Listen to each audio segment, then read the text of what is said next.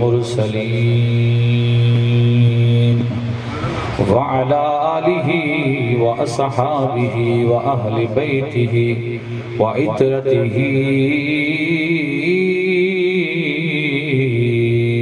أجمعين أما بعد فأعوذ بالله من الشيطان الرجيم بسم الله الرحمن الرحيم قوا أنفسكم وأهليكم نارا آمنت بالله صدق الله العظيم وقال الله تبارك وتعالى في شان نبيه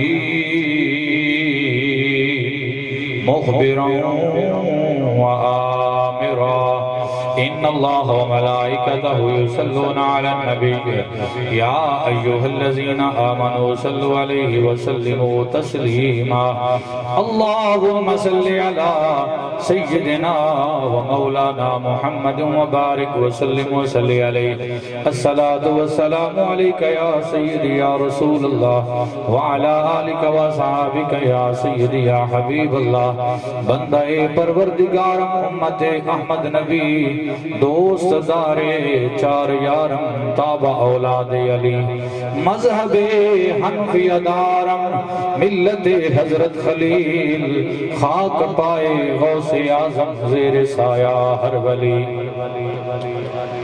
اور زمین و زمان تمہارے لیے مکین و مکان تمہارے لیے چنین و چنا تمہارے لیے بنے دو جہاں تمہارے لیے یعنی حضور علیہ السلام کے لیے آقا کے لیے رب کے حبیب کے لیے اور کائنات کے طبیب کے لیے جگ کے حبیب کے لیے زمین و زمان تمہارے لیے مکین و مکان تمہارے لیے چنین و چنا تمہارے لیے بنے دو جہاں تمہارے لیے دہن میں زبان تمہارے لیے بدن میں ہے جان تمہارے لیے ہم آئے یہاں تمہارے لیے اٹھیں بھی وہاں تمہارے لیے ہم آئے یہاں تمہارے لیے اٹھیں بھی وہاں تمہارے لیے کلیم و نجی مسیح و صفی خلیل و ربی رسول و نبی کلیم و نجی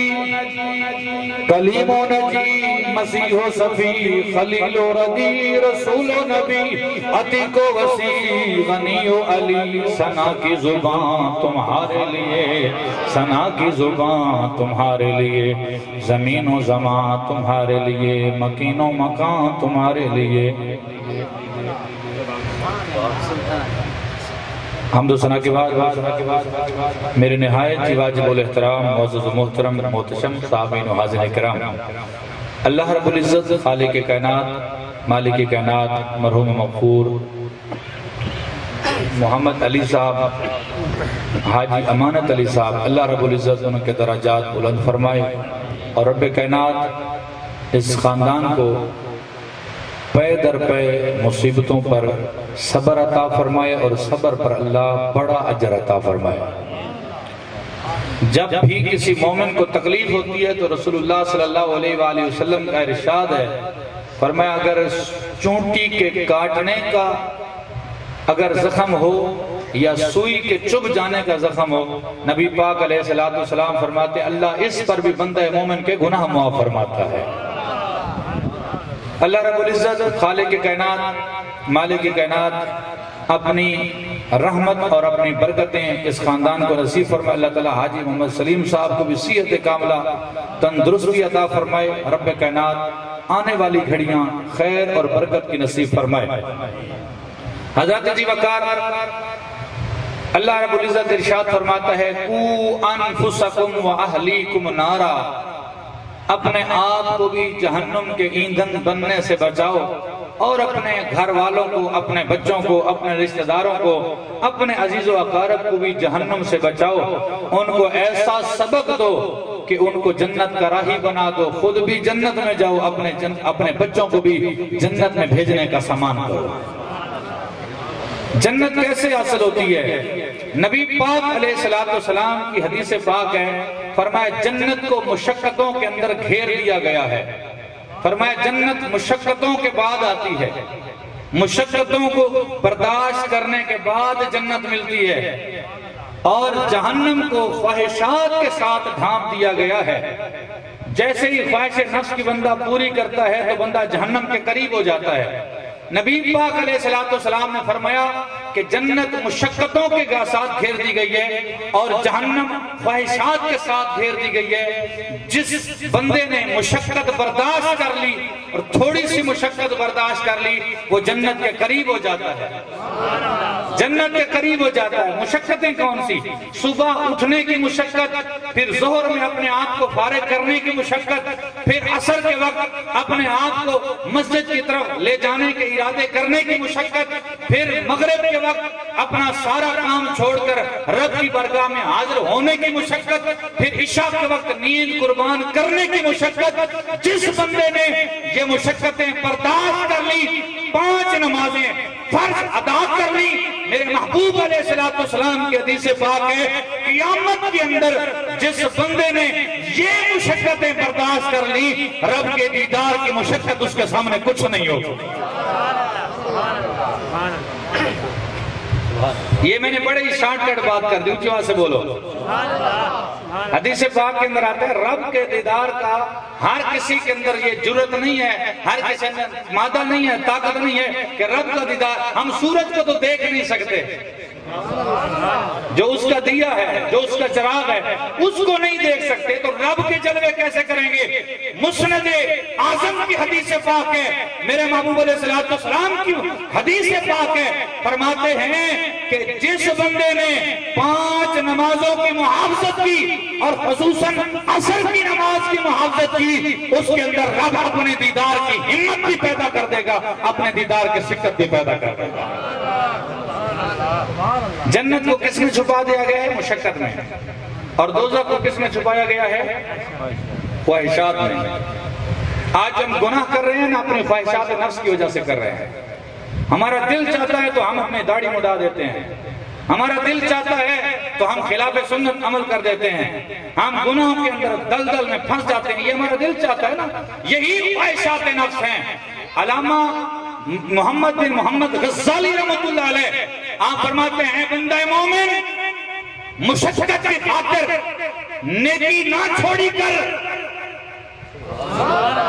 مشقت کی خاطر نیکی نہ چھوڑی کر، مشقت تو لازم کی ہے، ایک پل بھر کی ہے، لیکن اس کی نیکی قیامت تک رہنی ہے، اس کا انعام، اس کا لطف، اس کی لذت، اس کی چاشنی قیامت تک رہنی ہے۔ اس لیے مشقت کی خاطر نیکی نہ چھوڑی کر، لحظے کی مشقت برداشت کر لی کر، اور اللہ تجھے صدیوں کا انعام و اکرام عطا فرمائے گا، اور ایسا انعام و اکرام جس نے کبھی ختم ہونا۔ جیسے قاری صاحب آیت پڑھ رہے تھے کہ من خشی الرحمن بالغیب، جس شخص نے بغیر دیکھے رب تعالیٰ کا خوف اپنے دل میں پیدا کر لیا، وجاء بقلب منیب، اور توبہ کرنے والے دل کے ساتھ رب کی بارگاہ میں حاضر ہو گیا، اللہ رب العزت اسے فرمائے گا داخل ہو جاؤ اے خوش نصیبو، سلامتی کے ساتھ بالجنہ، جنت کے اندر، جنت کے اندر داخل ہو جاؤ۔ اور جنت کیا ہے؟ جنت کو 1-2 دن کا گھر ہے، جنت تو تیرا اصلی گھر ہے۔ کون کہتا ہے، کون کہتا ہے کہ مومن مر گئے، وہ تو قید سے چھوٹے اپنے گھر گئے، اور شہادت ہے مطلوب مقصود مومن، شہادت ہے مطلوب مقصود مومن، نہ مال غنیمت نہ کشوری کی شانی، نہ مال غنیمت نہ کشور کی شانی۔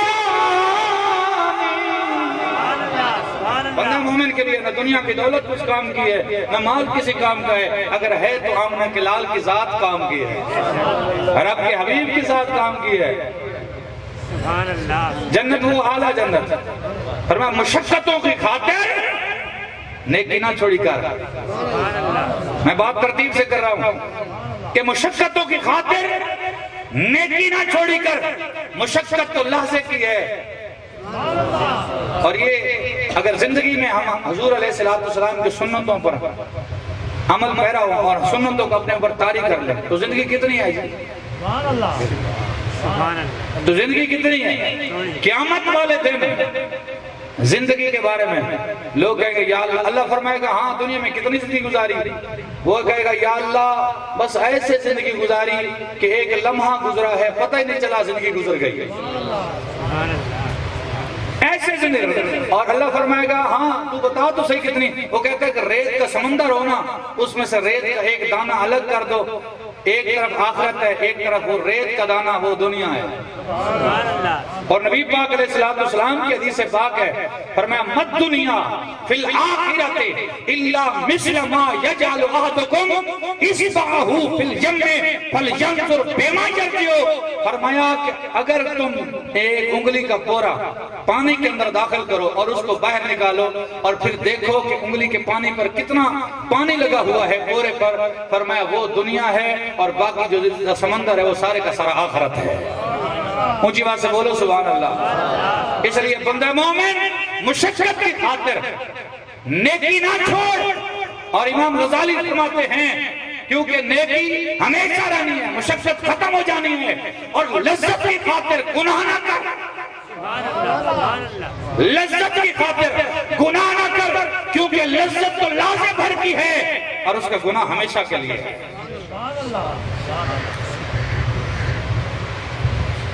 میاں محمد غوث فرماتے ہیں نہ کر بندے او میری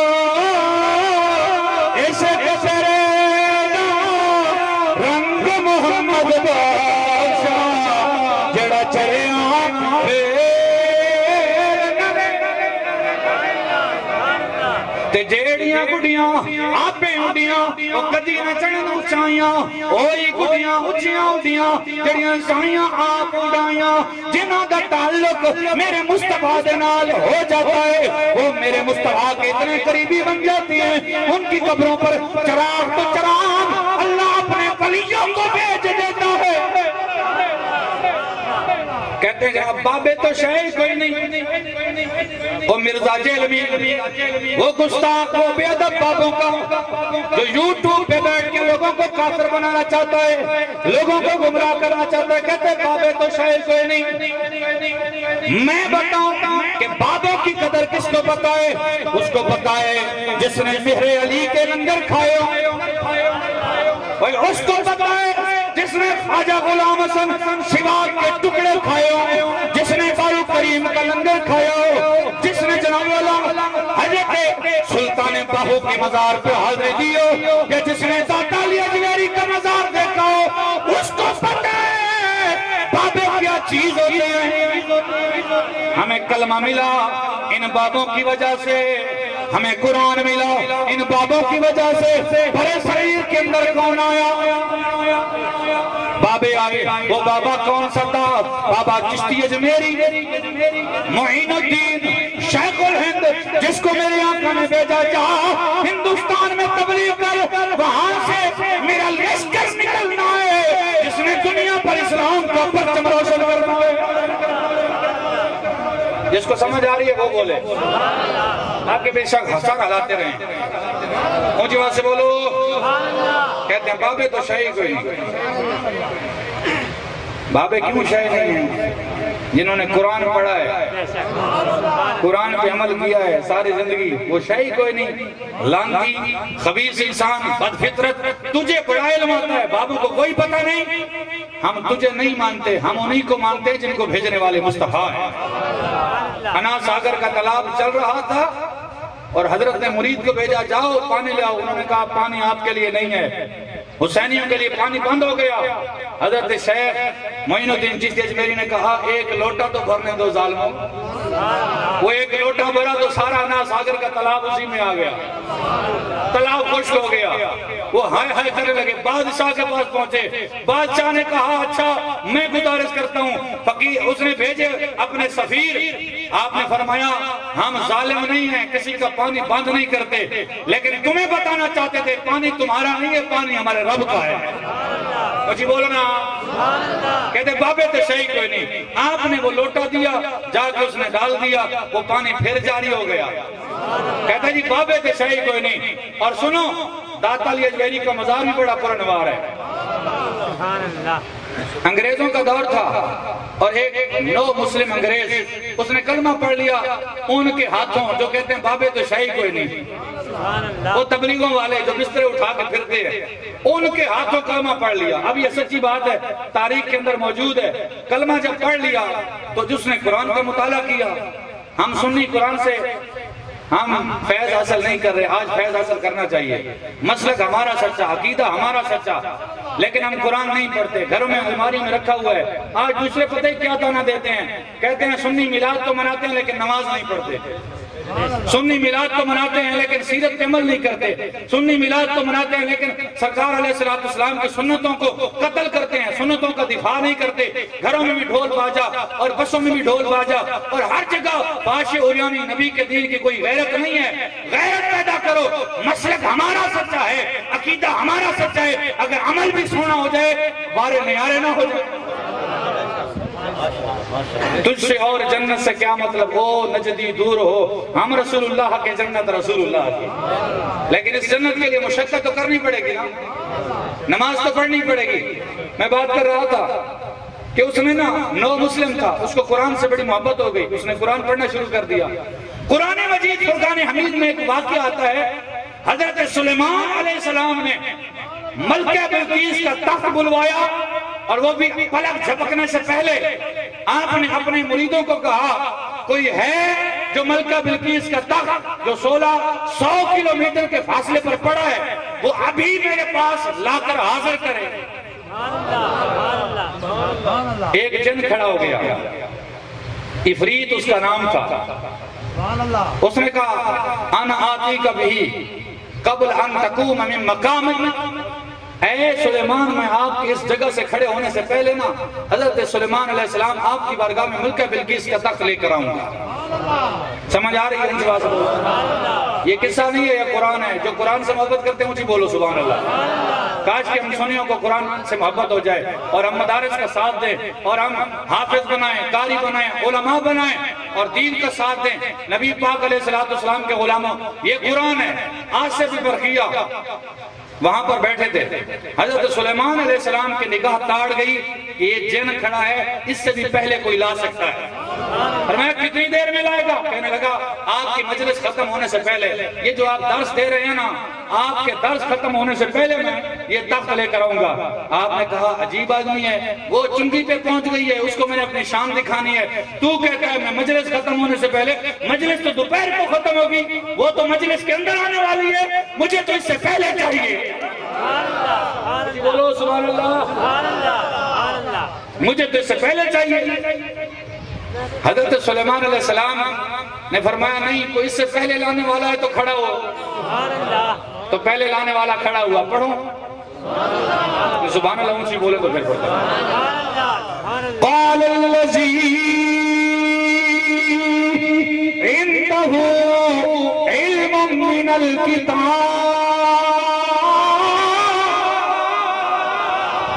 انا آتیک به قبل ان يرتد الیک طرفک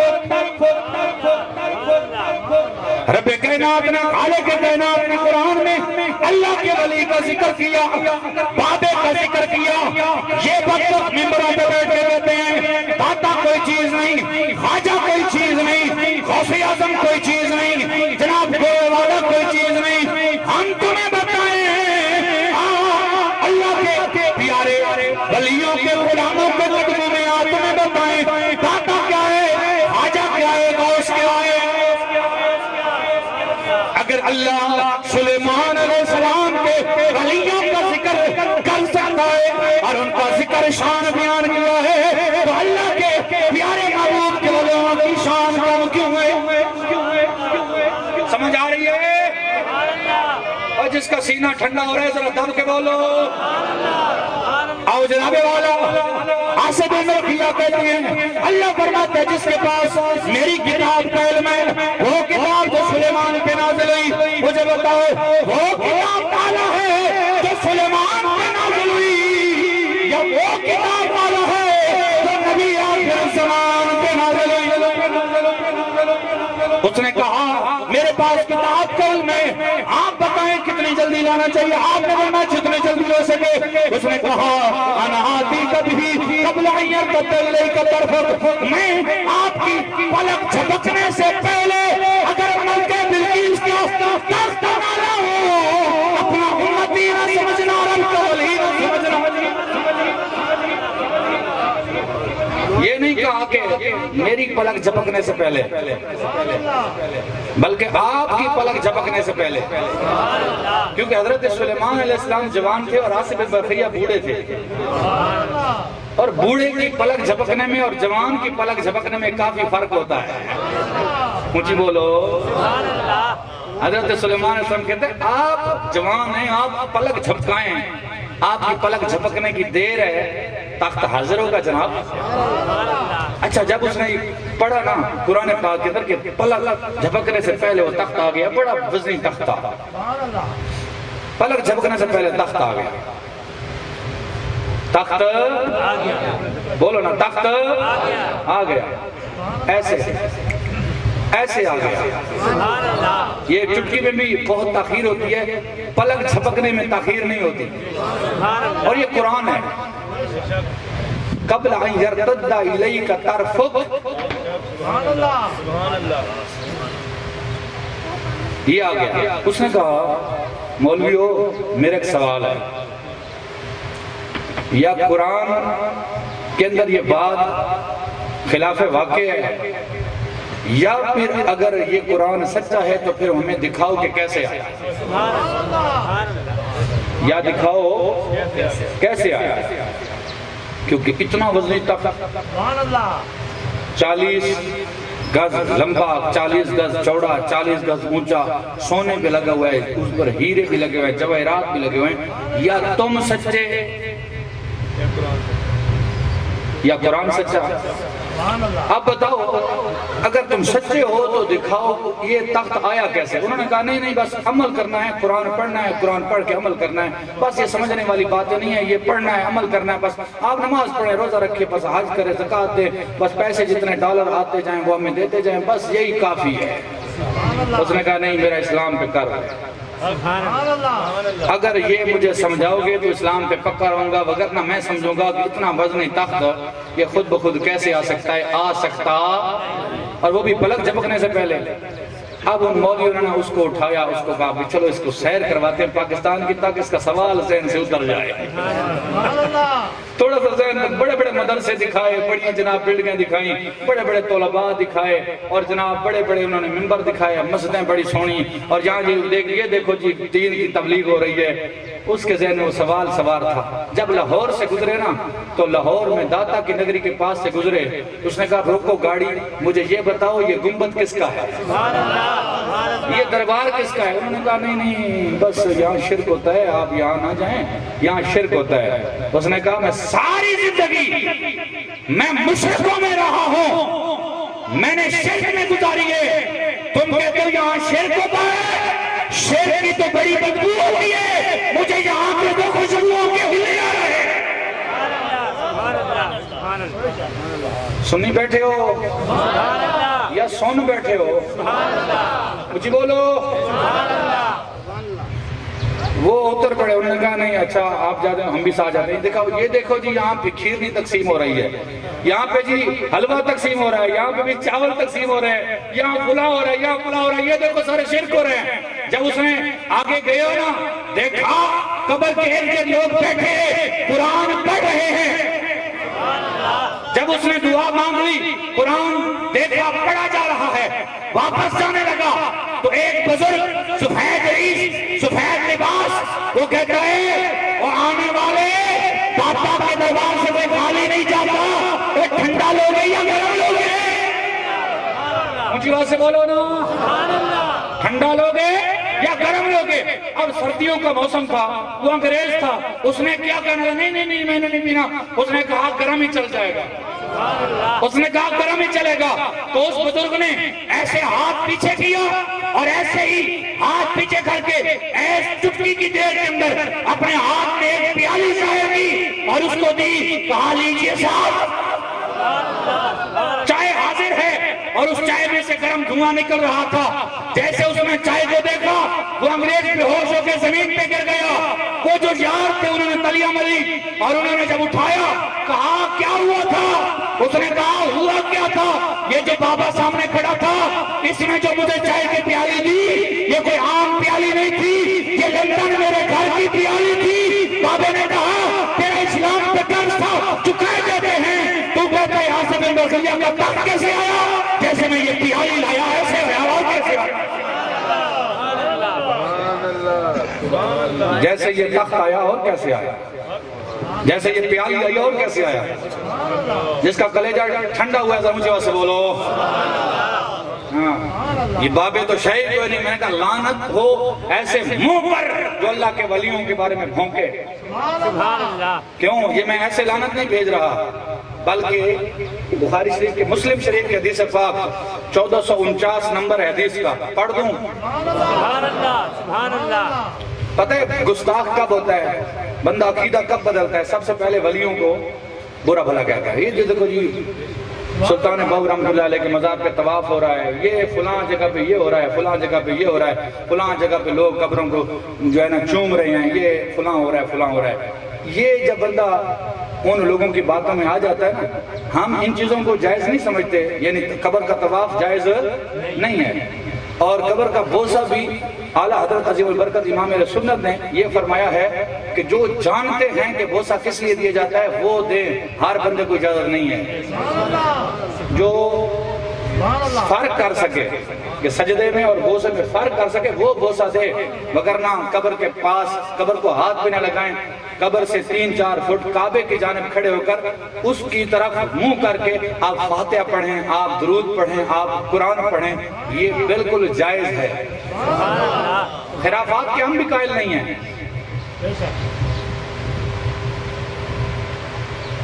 نبی پاک علیہ السلام کے غلام, میں بات کیا کر رہا تھا, بابے. ہاں جی, کہتے ہیں بابے تو شے ہی نہیں ہیں. بابوں کے بارے میں ایسی بات کرتے ہیں کہ جناب بابے تو شے ہی نہیں. میں نے کہا الحمدللہ ہمارے بابوں کو اللہ نے بڑا مقام و رتبہ عطا فرمایا.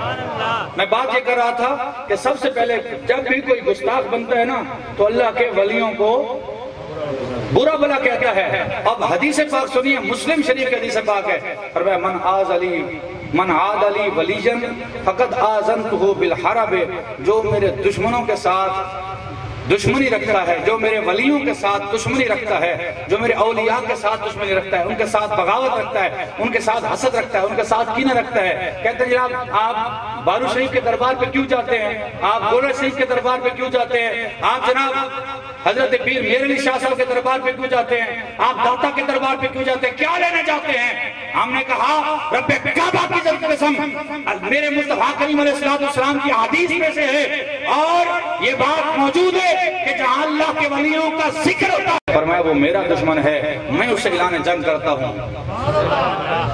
ایک بورڈ لگا ہوتا ہے نا، بورڈ خبردار کا کھمبے پہ، کیونکہ یہاں بجلی آئے ہاتھ نہیں لگانا، تو اللہ تعالیٰ نے عقیدہ بچانے کے لیے سب سے پہلے ولیوں پر یہ بورڈ لگایا، الا ان اولیاء اللہ لا خوف علیہم ولا هم یحزنون، فرمایا خبردار اللہ کے ولی نہ انہیں کوئی خوف ہے اور نہ وہ غمگین ہوں گے۔ تو دوستان محترم، ہمیں اولیاء کاملین سے پیار ہونا چاہیے، محبت ہونی چاہیے، ان کے بارے میں ذرا برابر ہمارے دل میں کوئی رائی کے دانے برابر بھی ان سے عداوت نہیں ہونی چاہیے۔ اور یہی تو ہیں جنہوں نے ہمیں حق کا راستہ دکھایا ہے، یہی تو ہیں جنہوں نے ہمیں اسلام سکھایا ہے، نبی پاک علیہ السلام کا دین سکھایا ہے۔ دوستان محترم، اللہ رب العزت ہمیں عمل کی توفیق عطا فرمائے، اور ولی ایسے نہیں بنتا، ولی محنت کر کر کے بنتا ہے۔